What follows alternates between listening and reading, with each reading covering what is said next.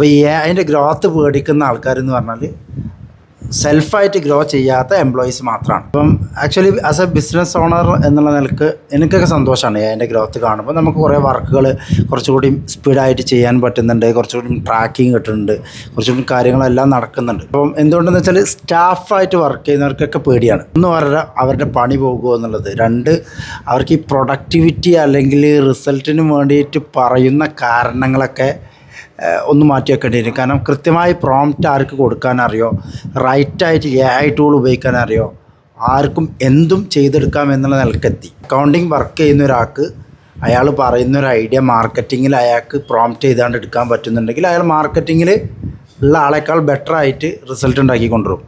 അയാളുടെ വർക്കിൻ്റെ ടൈമിനെയോ അല്ലെങ്കിൽ എഫേർട്ടിനെ നമ്മൾ ഡിപ്പെൻഡ് ചെയ്യില്ല. റിസൾട്ട് ആരാണോ ക്വിക്കായിട്ട് കൊണ്ടുവരിക അവിടേക്ക് പോകും. അതിൻ്റെ ഗ്രോത്ത് പേടിക്കുന്ന ആൾക്കാരെന്ന് പറഞ്ഞാൽ സെൽഫായിട്ട് ഗ്രോ ചെയ്യാത്ത എംപ്ലോയീസ് മാത്രമാണ്.